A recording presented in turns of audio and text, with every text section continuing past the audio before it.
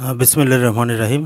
আজ আমরা আলোচনা করব নবম ও দশম শ্রেণীর পদার্থবিজ্ঞান থেকে আ গতি অধ্যায়ের ৪৬ পৃষ্ঠায় আমরা একটা গাণিতিক সমস্যা আছে এবং কয়েকটি গাণিতিক সমস্যা নিয়ে আমরা আলোচনা করব। শুরুতে আমরা একটি গাণিতিক সমস্যা দেখতে পাচ্ছি। গাণিতিক সমস্যাটি হলো যে একটি গাড়ি ১ মিনিটে স্থির অবস্থান থেকে ৬০ কিলোমিটার/আওয়ার হয়েছে। গাড়িটির ত্বরণ কত? আমরা এটা দেখব। তাহলে অর্থাৎ আমি আবার প্রশ্নটা পড়ি। একটি গাড়ির বেগ ১ মিনিটে স্থির অবস্থান থেকে বেড়ে ৬০ কিলোমিটার/আওয়ার হয়েছে। গাড়িটির ত্বরণ কত?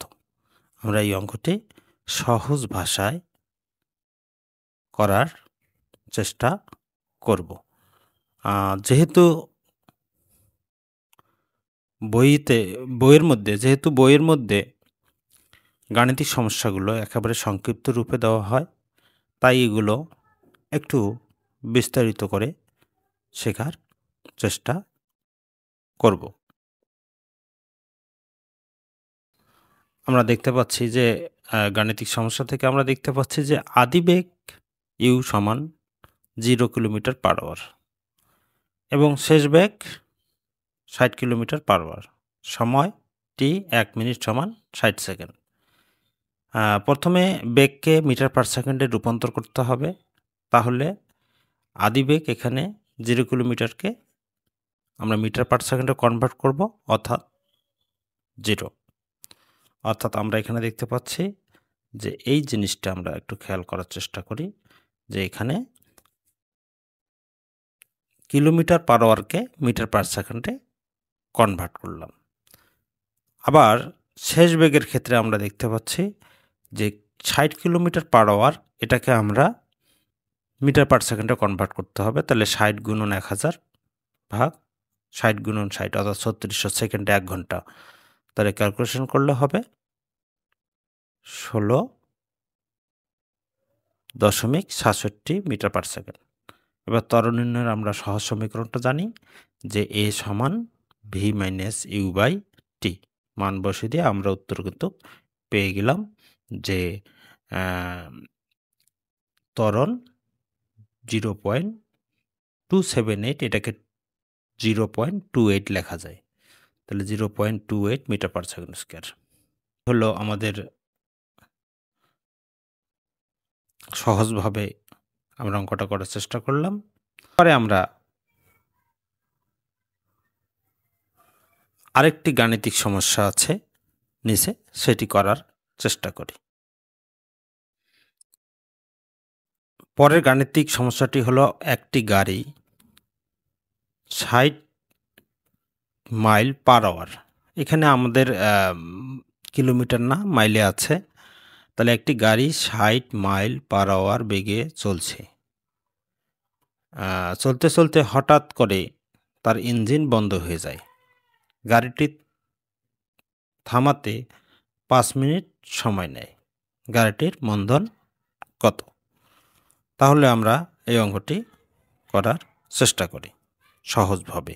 যেহেতু বইয়ের মধ্যে আছে যদিও বা উত্তরটা, কিন্তু উত্তরটা সংক্ষিপ্ত আকারে আছে, তাই আমরা একটু বিস্তারিত এবং সহজভাবে আলোচনা করার চেষ্টা করি।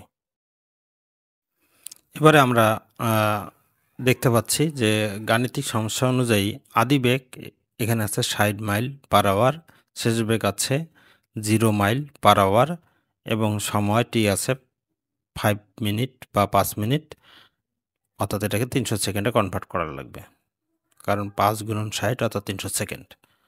অর্থাৎ আমরা এখানে ৩টে মান পেয়ে গেলাম। তাহলে আদিবেগ কত? ৬০ মাইল/আওয়ার, শেষ বেগ 0 মাইল/আওয়ার, আর সময় আছে ৫ মিনিট, অর্থাৎ এটাকে ৩০০ সেকেন্ডে কনভার্ট করলাম। প্রথমে বেগকে মিটার পার সেকেন্ডে কনভার্ট করব। ৬০ মাইলকে কনভার্ট করতে গেলে আমাকে 60-এর সাথে গুণন দিতে হবে 1609.34, কারণ 1609.34 মিটারে হলো 1 মাইল। তাহলে এখান থেকে ক্যালকুলেশন করে আমরা পাইলাম 26.82 মিটার পার সেকেন্ড। আর শেষ বেগ 0 যেহেতু 0-য়। এবার মন্দন নির্ণয়ের সূত্র হলো a = v - u/t। এখানে মান বসিয়ে দেওয়ার পর -0.089 মিটার পার সেকেন্ড স্কয়ার, অর্থাৎ গাড়িটির মন্দন আমরা পেয়ে গেলাম। এবার আমরা আরেকটি গাণিতিক সমস্যার সমাধান করার চেষ্টা করি। গাণিতিক সমস্যাটি হলো, একটি বুলেট 1.5 কিলোমিটার পার সেকেন্ড বেগে ছুটে একটি দেওয়ালের মাঝে 10 সেন্টিমিটার ঢুকতে পেরেছে। বুলেটের মন্দন কত? আমরা এই অঙ্কটি বা এই সমাধানটি এখানে সংক্ষিপ্ত আকারে আছে। এটাকে আমরা এখানে যেটা আছে এটা হলো সম্পূর্ণটা একেবারে সংক্ষিপ্ত আকারে, অনেকেরই বুঝতে অসুবিধা হবে। তাই আমরা এই গাণিতিক সমস্যাটিকে একটু বিশদভাবে এবং সহজভাবে সমাধান করার চেষ্টা করব। আমরা বুলেটের মন্দন নির্ণয়ের জন্য আমরা নিউটনের তৃতীয় সূত্র ব্যবহার করতে পারি। আর নিউটনের তৃতীয় সূত্রের থেকে আমরা যে সমীকরণটি ব্যবহার করতে পারি সেটা হচ্ছে যে v² = u² + 2as। এখানে আদিবেগ 1.5 কিলোমিটার পার সেকেন্ড, এটাকে আমরা যদি মিটার পার সেকেন্ডে কনভার্ট করি তাহলে 1500 মিটার পার সেকেন্ড। ভি শেষ বেগ 0, থেমে গেছে। এস ঢুকে যাওয়া দূরত্ব, এস দূরত্ব হচ্ছে 10 সেন্টিমিটার। এটাকে মিটারে কনভার্ট করতে গেলে 10 সেন্টিমিটারকে 100 দিয়ে ভাগ দিতে হবে। তাহলে 100 দিয়ে ভাগ দিলে 0.1 মিটার হয়।